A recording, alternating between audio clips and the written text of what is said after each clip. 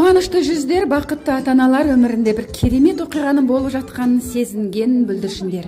Бұнда кәрі де жаста таңертеңнен бері халық жиналуда, болашақ үй иелерінің қуаныштары кеудесіне сияр емес. Әйгөздің ет комбинаты Мөлтек ауданында үлкен той орын алды.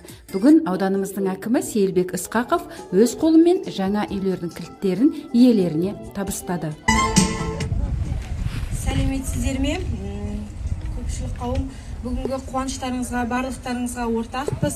Бір қабатты шығыс бағдарламасымен үй алып жатырмыз, бәріміз қуаныштымыз. Ауданымызда осы еліміздің 30 жылдығына орай көптеген жақсы игі іс-шаралар өтіп жатыр. Мектептер салынып жатыр, ауруханалар жаңартылып жатыр, жолдар салынып жатыр. Біздің бала шағамыз грантпен оқуға түсіп жатыр, өздерінің қалаған мамандықтарын игеріп, еліміздің гүлденуіне атсалысып жатыр. Оны көріп отырған біз де өзіміздің елімізге аянбай еңбек етуге уәде береміз. Еліміз өркендеп өсіп дами берсін. Биылғы жылы Қазақстан Республикасының тәуелсіздігінің 30 жылдығына орай бір қабатты шығыс өңірлік бағдарламасы аясында Аягөз қаласында 29 екі пәтерлі, яғни 58 баспана және несиелік бағыттағы бір пәтерлі 50 тұрғын үй халық игілігіне пайдалануға беру жоспарланған. Бүгінгі күні аталған бағдарлама аясында 45 отбасына кілттер табысталды. Бүгінгі күн енді біз үшін өте қуанышты күн. Көпбалалы отбасыларға өсіп елеп ескеріп, облыс әкімдері бәрі үй беріп жатқандарына рахмет, мың алғыс білдіремін.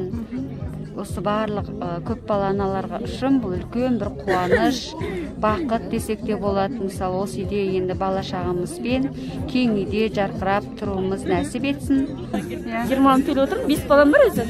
Қуандым ғой, үй алғанда төбем көкке жетіп отыр. 8 жылдай елдің үйінде тұрып балам.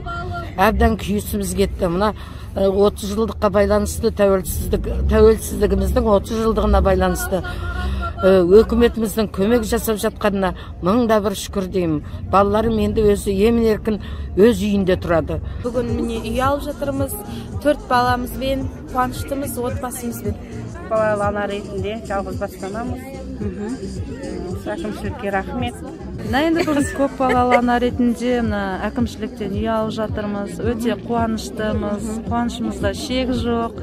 Енді кішкентай балаларымен жалдамалы пәтерде тентіреп жүрмейміз деп сенген ата-аналар кең бөлмелерді аралап, қай жерге қандай жиһаз қоямыз деп әлек болуда. Төбесі биік, жуынатын бөлмесі бар, жеке қазандығы бар, сапалы салынған үйлер көз қуантады. Жарық, жақсы осындай үйге, балаларымыз осында өсіп, өнсін. Сонымен қатар 2022 жылдың 1-тоқсанында офтейк контракт арқылы сатып алынуға бағытталған 39 екі пәтерлі, яғни 78 баспана тұрғын үйдің құрылысы жүргізіледі. Бұл жобалар баспана кезегінде тұрған 186 отбасын баспанамен қамтуға мүмкіндік бермек. Жанар Жахат, Нұрсұлу Алигулова, 24 Аягөз.